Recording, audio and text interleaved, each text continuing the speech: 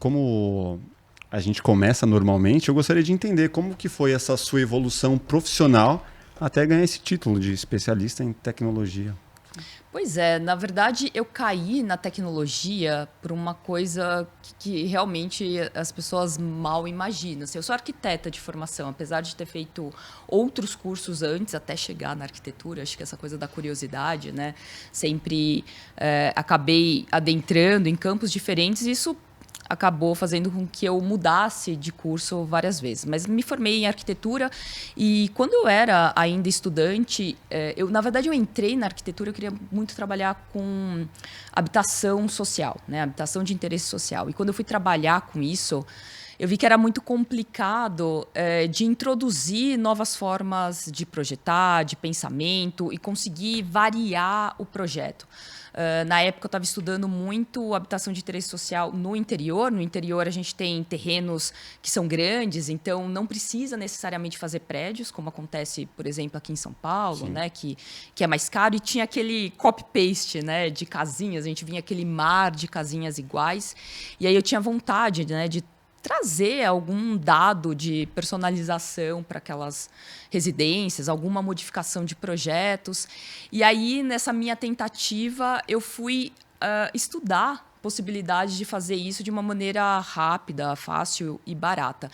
E com isso eu caí no design paramétrico. Foi daí que eu comecei a ter mais interesse por tecnologia e como que essas tecnologias poderiam ajudar, por exemplo, no caso, a fazer a habitação de interesse social de uma outra forma.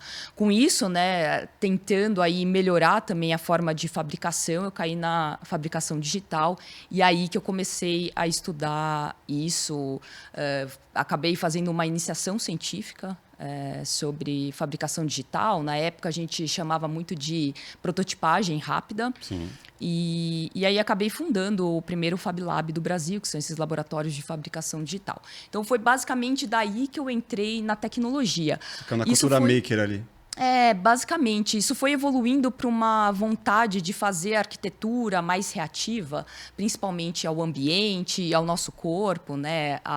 A interação com as pessoas, e disso eu acabei caindo na computação física, que é basicamente trabalhar com hardware, sensores, atuadores, então pegar dados do ambiente, do espaço, né, das pessoas, da interação das pessoas com esse ambiente, e aí que eu comecei a desenvolver hardware. Então, eu basicamente, depois que me formei, trabalhei bastante tempo desenvolvendo principalmente hardwares para arquitetos, artistas, também para empresas, que seja para stand, de eventos, enfim, fiquei trabalhando muito com isso, dando aula.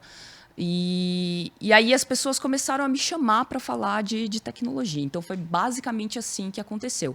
Depois eu comecei a ir para desenvolvimento de software, games, etc. Mas a minha grande paixão era a coisa da fisicalidade, né? E como a gente poderia mudar isso. Então, eu acho que na época, basicamente 2015, quando eu comecei a ser chamada para algumas entrevistas, acho que tinha uma procura, né, de mulheres que estavam na tecnologia, sim, desenvolvendo.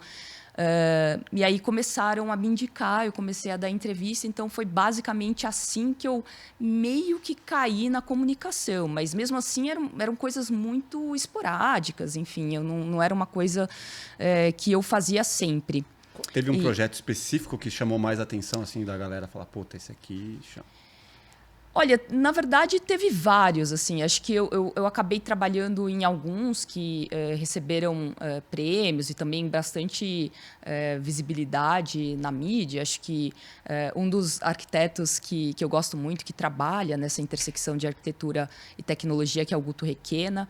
Então, acho que a partir desses projetos também aparecendo em alguns vídeos, as pessoas, nossa, tem uma menina na equipe, né? Tem uma mulher na equipe, vamos chamar ela para falar. Acho que teve essa parte também. Nessa mesma época, eu comecei... eu fiz menos de um ano de farmácia e bioquímica. E em 2014, eu voltei a trabalhar com coisas relacionadas a saúde, principalmente. Eu entrei num grupo, né, que é o Clube de Biologia Sintética da USP, e foi quando eu comecei a desenvolver projetos, 2 deles que a gente apresentou fora do Brasil, né, um no Wyss Institute de Harvard e o outro no MIT, 2 competições internacionais, e também acabei sendo chamada várias vezes para falar de uma coisa que estava chamando muita atenção na época, que era a coisa do biohacking.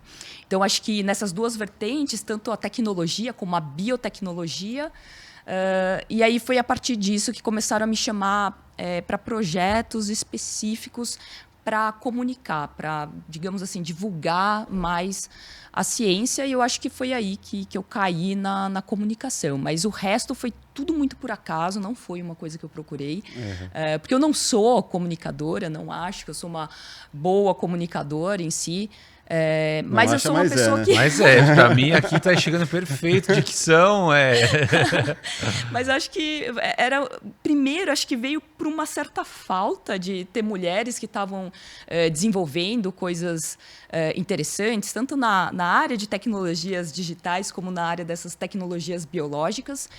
E daí foi meio por acaso, assim. É isso, galera. Se você gostou desse corte, com certeza você vai gostar do episódio completo. Vai na descrição, pegue o link, acesse lá, se inscreva, deixe o seu like e ative as notificações. Um grande beijo, valeu!